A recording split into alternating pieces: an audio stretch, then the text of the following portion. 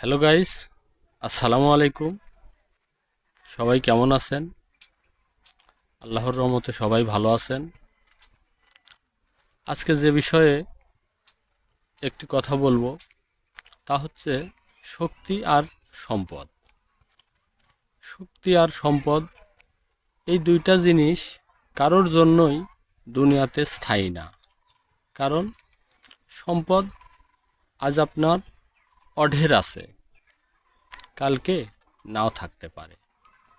ঠিক আজ আপনার গায়ে প্রচুর শক্তি বা দৈহিক শক্তি অনেক আছে, কালকে এ শক্তি নাও থাকতে পারে।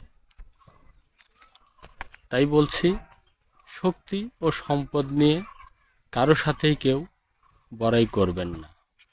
শক্তি যেমন আল্লাহর দান, সম্পদও ঠিক তেমনি আল্লাহর দান। এই কথাটা সামনে রেখে জীবনযাপন করবেন, কখনোই বিপদ আসবে না বা আপনি বিপদগ্রামী হবেন না।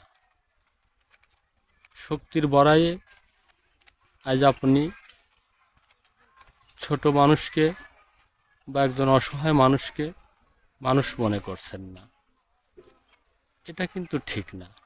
মানুষ সৃষ্টির শ্রেষ্ঠ জীব, যদিও সে অসহায়, তাকে সম্মান করা উচিত। তাকে যদি আপনি সম্মান করেন, আল্লাহ তাআলা আপনার সম্মান বৃদ্ধি করে দেবে। আপনার অঢের সম্পদ আছে, আপনি সম্পদের বড়াই করছেন বা মানুষকে ছোট করে দেখছেন, এটাও ঠিক না। সম্পদ আল্লাহ দিতেও পারে, কেড়েও নিতে পারে। যখন সম্পদের সঠিক ব্যবহার হবে না, তখন সম্পদ আপনার কাছে থাকবে না, এটা অন্য কারো হয়ে যাবে। তাই বলছি, সম্পদ আর শক্তি এই দুইটা নিয়ে কখনোই গৌরব, অহংকার বা আত্মহংকার কোনো কিছুই করবেন না। এটা করা যুগে যুগে কালে কালে যারাই শক্তি ও সম্পদের গৌরব করেছে, তারাই ধ্বংস হয়েছে। তাই বলবো, শক্তি ও সম্পদ নিয়ে কখনোই বড়াইও করবেন না, গৌরবও করবেন না, মানুষের সাথে খারাপ আচরণ করবেন না। এতে আপনি বা কোনো জাতি, কোনো গোষ্ঠী কেউই লাভবান হতে পারবে না। আজকের মতো এ পর্যন্ত। সবাই ভালো থাকবেন।